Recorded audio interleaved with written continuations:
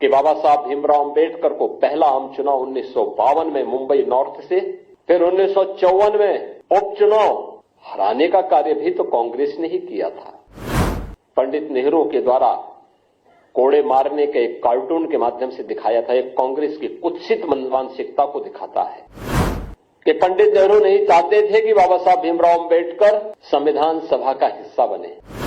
भारत के दलितों और वंचितों का अपमान करना, विभाजन के कगार तक पहुंचाने का कार्य भी कांग्रेस ने किया।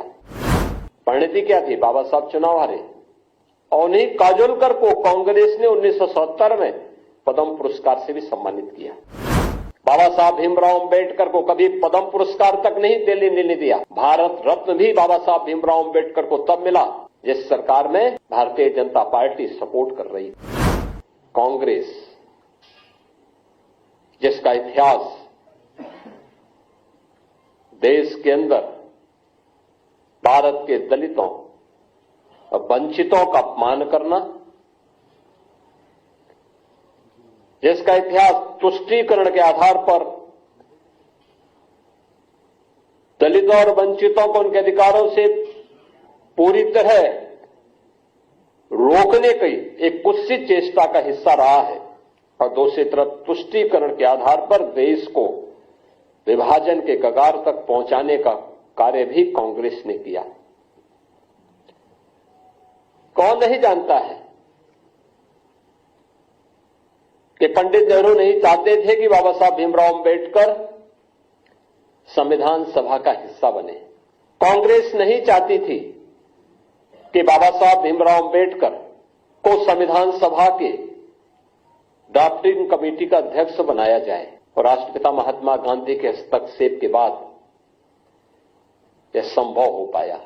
और कांग्रेस ने अपनी कुत्सित मंशा का परिचय बाबा साहब भीमराव अंबेडकर के प्रति अपने विद्वेष भावना को तब परिचय दिया जब यूपीए की सरकार थी, और उस समय उन्होंने पाठ्य पुस्तकों के उस कार्टून को जिसमें बाबा साहब भीमराव अंबेडकर के चित्र को पंडित नेहरू के द्वारा कोड़े मारने के एक कार्टून के माध्यम से दिखाया था, एक कांग्रेस की कुत्सित मानसिकता को दिखाता है। बाद में जब विरोध हुआ तो तत्कालीन मानव संसाधन विकास मंत्री कपिल सिब्बल को माफी मांगनी पड़ी थी और ये पुस्तकों को वापस करना पड़ा था। कौन नहीं जानता है कि बाबा साहब भीमराव अंबेडकर को पहला आम चुनाव 1952 में मुंबई नॉर्थ से, फिर 1954 में उपचुनाव हराने का कार्य भी तो कांग्रेस ने ही किया था। यहां तक कि पंडित नेहरू बाबा साहब भीमराव अंबेडकर के विरोध में प्रचार करने के लिए गए।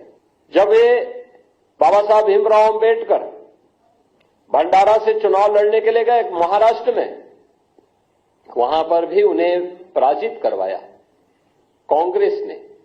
कांग्रेस कभी नहीं चाहती थी कि बाबा साहब भीमराव अंबेडकर संसद में जाएं, दलितों की आवाज बने, वंचितों की आवाज बने, और सदैव उन्हें अपमानित करने का काम करती थी।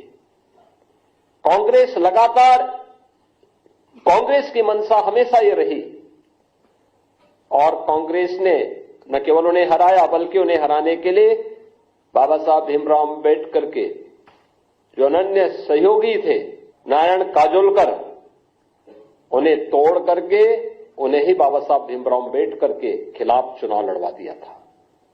और हम सब जानते हैं कि उन्हें चुनाव लड़ाने के परिणति क्या थी? बाबा साहब चुनाव हारे, और उन्हीं काजोलकर को कांग्रेस ने 1970 में पद्म पुरस्कार से भी सम्मानित किया। कांग्रेस ने बाबा साहब भीमराव अंबेडकर के महापरिनिर्वाण के बाद कहीं भी उनकी स्मारक नहीं बनने दिया। जो भारतीय जनता पार्टी ने सरदार अटल बिहारी वाजपेयी जी के समय और आज आदरणीय प्रधानमंत्री नरेंद्र मोदी जी के समय जो पंचतीर्थ बने हैं, ये भारतीय जनता पार्टी ने बनाए हैं, कांग्रेस ने नहीं। कांग्रेस ने कभी नहीं बनने दिया। बाबा साहब भीमराव अंबेडकर को कभी पद्म पुरस्कार तक नहीं देने दिया। भारत रत्न भी बाबा साहब भीमराव अंबेडकर को तब मिला जिस सरकार में भारतीय जनता पार्टी सपोर्ट कर रही थी। कांग्रेस का इतिहास इसी से आप समझ सकते हैं जो बाबा साहब भीमराव अंबेडकर ने अपने इस्तीफे के दौर के बाद कही थी। जब उन्हें अपने पद को छोड़ने के लिए मजबूर होना पड़ा था तो उन्होंने उस समय नेहरू सरकार पर आरोप लगाए थे। और ये परंपरा है कि कोई मंत्री अपने पद से इस्तीफा सदन के रहते हुए दे रहा है तो उसे सदन में बोलने का अवसर दिया जाता है। बाबा साहब भीमराव अंबेडकर को नहीं बोलने दिया सदन में, अपमान यहां पे भी किया गया। उनके इस्तीफे को उजागर नहीं होने दिया गया। अपने इस्तीफे में बाबा साहब अंबेडकर इस बात को कहते हैं कि कांग्रेस को वंचितों और दलितों की चिंता नहीं है, पंडित नेहरू को दलितों और वंचितों की चिंता नहीं है, इन्हें मुसलमानों की चिंता है। ये वंचितों और दलितों से ज्यादा महत्व उन्हें देते हैं और मैं वंचित और दलितों की आवाज बनना चाहता हूं। मैंने वित्त और अर्थशास्त्र विषय से उच्च डिग्री हासिल की है, मुझे किसी संसदीय समिति में तक नहीं रखा गया है। ये पीड़ा उनकी थी जो वंचितों और दलितों के लिए जिस आंदोलन को उन्होंने आगे बढ़ाया था, देश के अंदर जिस सामाजिक समता के निर्माण के लिए उन्होंने अपना पूरा जीवन होम किया था, उन्हें उससे वंचित करने का काम भी कांग्रेस किस रूप में कर रही थी।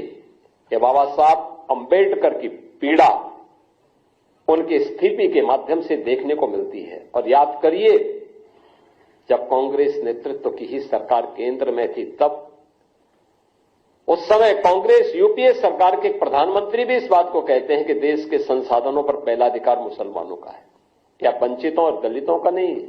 यानी देश को कैसे लोग आपसी बंटवारे का कार्य कर रहे हैं ये किसी से छुपा हुआ नहीं है। ये चीजें दिखाती हैं कि लोग किस रूप में समाज को विभाजित करने के लिए राजनीति करना चाहते हैं। आदरणीय गृह मंत्री जी के बयान को आधा अधूरा मीडिया के सामने प्रस्तुत करके उसके नाम पर किस प्रकार से अपनी राजनीतिक रोटियां इनके द्वारा सेकी जा रही है, किस तरीके से समाज को गुमराह करने का कार्य किया जा रहा है। अपने किए हुए पर पर्दा डालने के लिए इनके द्वारा लगातार इस शरारत की जा रही है। गृह मंत्री जी के एक बयान को संसद में, वह भी संविधान दिवस के अवसर पर, और संविधान दिवस का यह आयोजन भी 26 नवंबर की तिथि को संविधान दिवस के रूप में पूरा देश आयोजित करके बाबा साहब भीमराव अंबेडकर के प्रति अपनी श्रद्धा और सम्मान का भाव व्यक्त करेगा। यह प्रेरणा प्रधानमंत्री मोदी जी की लगातार 2015 से संविधान दिवस के कार्यक्रम के साथ पूरा देश जुड़ता है। केवल मूल अधिकारों की ही नहीं, कर्तव्यों के बारे में भी जो प्रेरणा बाबा साहब भीमराव अंबेडकर की है, उससे पूरे प्रदेश को, पूरे देश को जोड़ने का कार्य प्रधानमंत्री मोदी जी का प्रयास कि बाबा साहब भीमराव अंबेडकर को सम्मान प्राप्त हो, हर स्तर पर सम्मान मिले। और संसद पर जब इन कार्यों को लेकर के संविधान सभा को संविधान दिवस को लेकर के चल रही चर्चा का जवाब देते हुए आदरणीय गृह मंत्री जी ने अपना भाषण कर रहे थे। उनके भाषण के छोटे से अंश को लेकर के कैसे कांग्रेस, समाजवादी पार्टी इनके द्वारा एक वितंडावाद पैदा करने का प्रयास हुआ, कैसे इनके द्वारा गफलत पैदा और गलतफहमी पैदा करने का प्रयास हुआ।